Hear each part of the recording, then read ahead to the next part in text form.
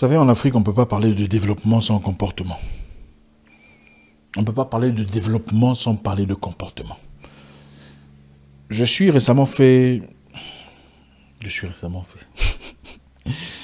un voyage en Afrique du Sud pour rencontrer un potentiel partenaire, quelqu'un de très intelligent, un blanc d'origine portugaise, un descendant de Portugais. Vous savez, pour ceux qui connaissent l'Afrique du Sud, il y a beaucoup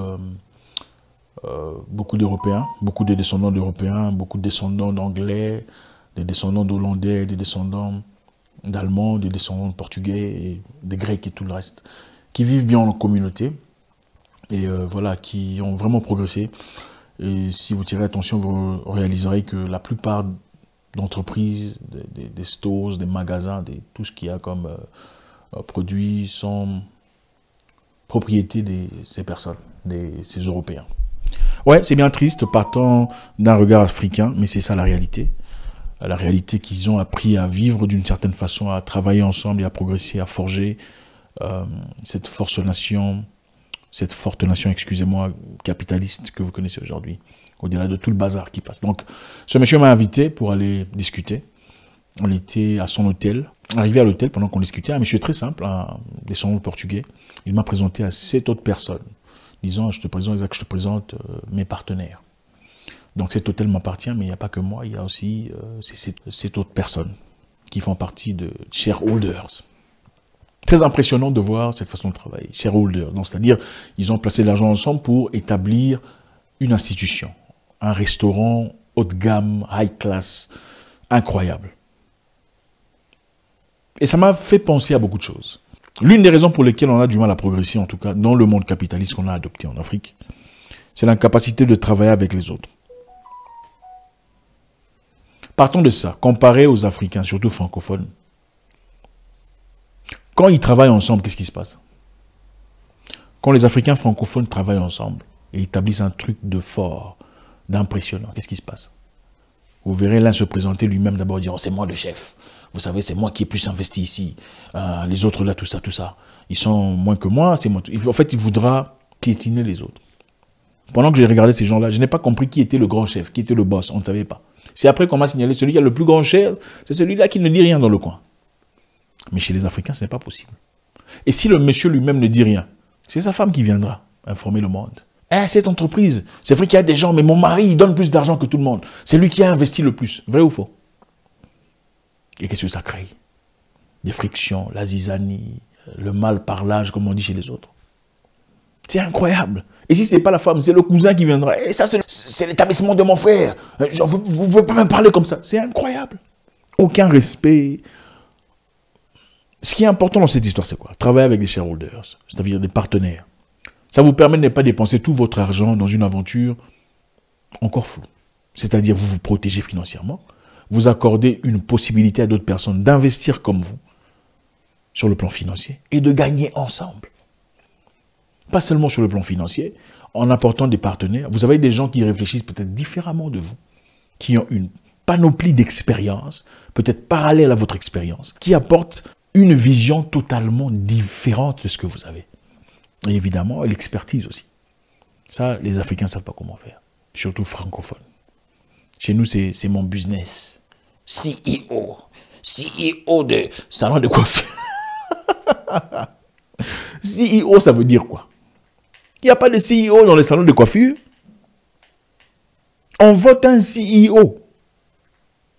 CEO, ce n'est pas MD. Tu es peut-être MD, tu n'es pas CEO. Pour être CEO, il faut concertation. C'est ça le problème des Noirs francophones. CEO des salons de vernis. On veut surplomber sur les autres, montrer qu'on a réussi. C'est moi le boss. Tout ça. L'entreprise est encore en train de boiter, mais bon, tu veux acheter une Range Rover qui te serre au cou pour montrer aux gens que tu réussis. Pendant que les autres travaillent, il a apporté son apport financier et un peu d'intelligence. Il écoute, il entend. Il essaie de comprendre pendant qu'ils avancent tous en bon. Les Blancs en Afrique du Sud avancent. Ils vivent très bien. Ils sont les plus riches. Ils ont le plus de terres. Ils ont le plus de tout ça là. Comment ça se fait? C'est vrai, c'était à cause de l'apartheid et de tout le bazar. Mais l'apartheid est fini depuis très longtemps. La différence, c'est qu'ils sont unis. Ils travaillent ensemble.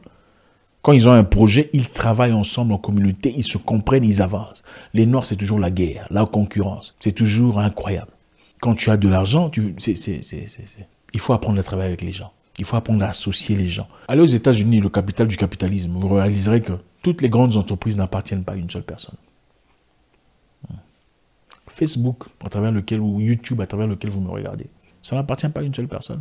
Facebook n'appartient pas seulement à Mark Zuckerberg, c'est le fondateur, mais il a son pourcentage. Je ne sais pas si c'est 51%, je crois. 51, je crois. Donc 49, c'est shareholders. Et il a pris le 51 pour avoir le plus grand droit de vote et je ne sais même plus comment vous appelez ça techniquement. Mais il y a 49% d'autres personnes qui ont investi financièrement et qui profitent de Facebook autant que lui, si pas plus. Mais pour en arriver là, il faut un travail de comportement. Tu peux être le boss et ne pas montrer à tout le monde que tout ce qui travaille là sont en dessous de toi. Nous sommes incapables de le faire. On veut montrer à tout le monde. Je ne sais pas pourquoi. Je ne sais pas quel genre de mentalité c'est. Deuxième chose. Parler français correctement avec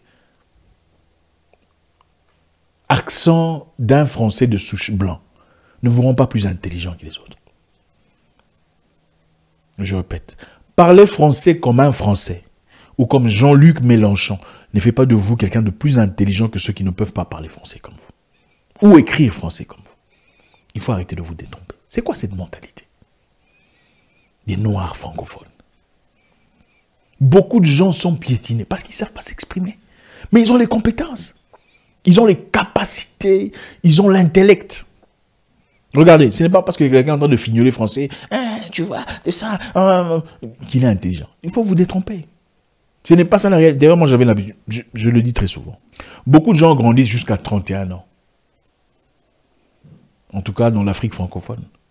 Après 31 ans, ils apprennent seulement à fignoler français.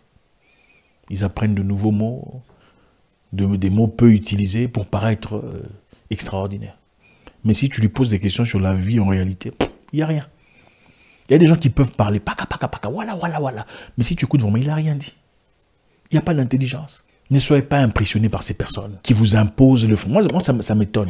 Et ceux-là qui sont des docteurs en correction. D'ailleurs, moi, je vais vous dire un truc.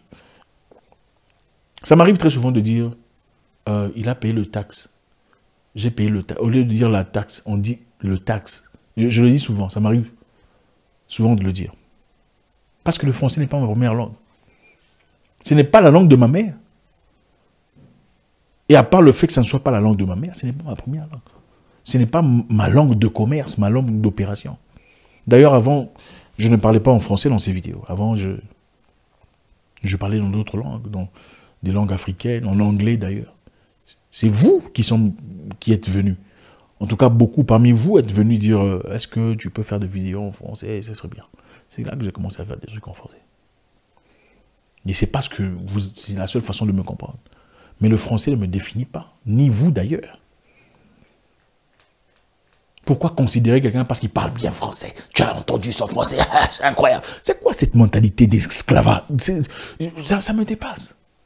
Il y a des gens qui parlent très bien français, mais qui sont bourriques. Tout ce qu'ils ont dans la tête, c'est qui veut être roi. C'est tout ce qu'ils peuvent faire.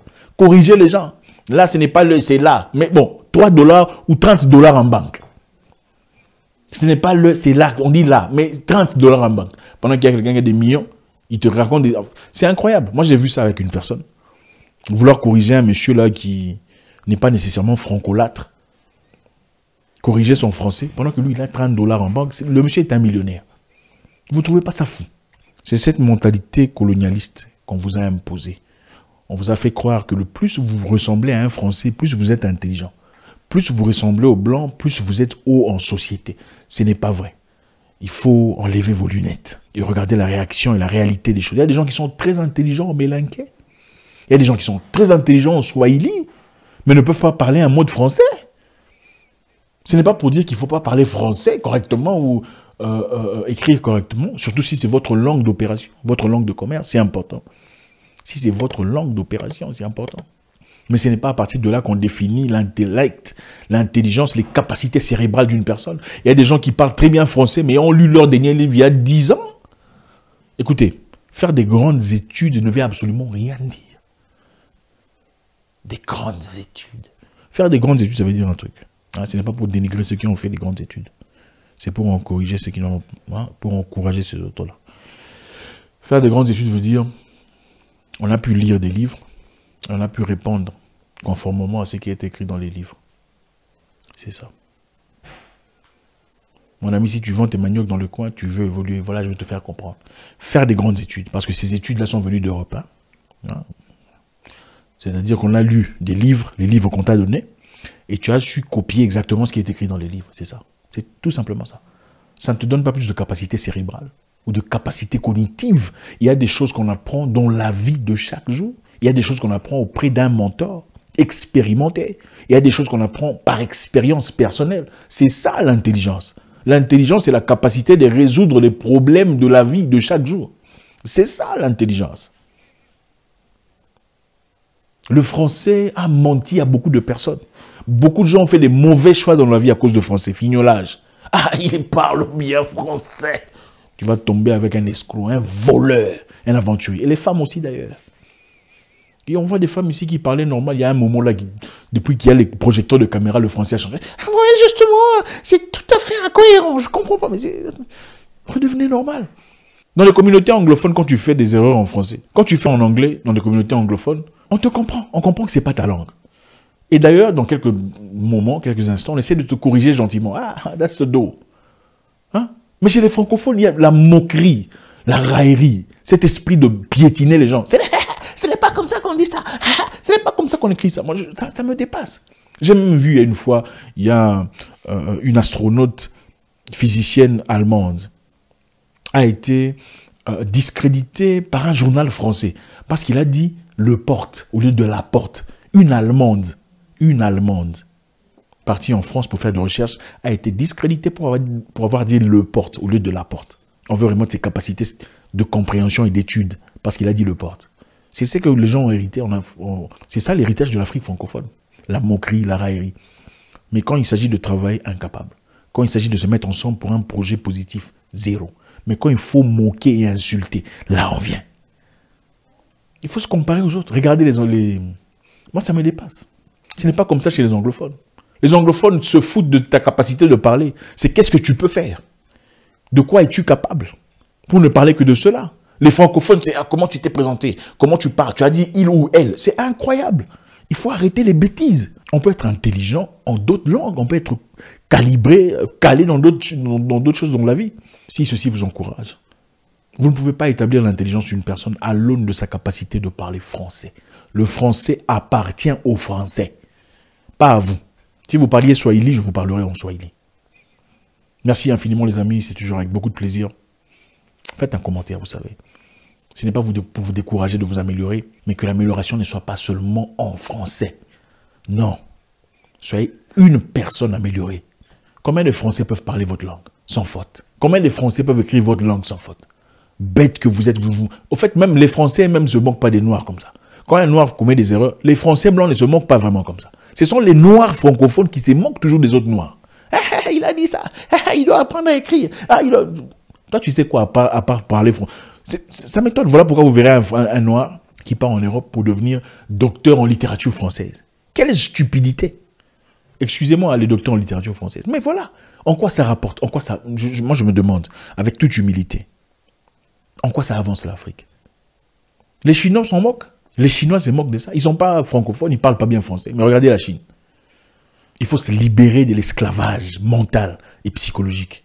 Passez une excellente journée. À très bientôt pour une nouvelle vidéo. Au revoir.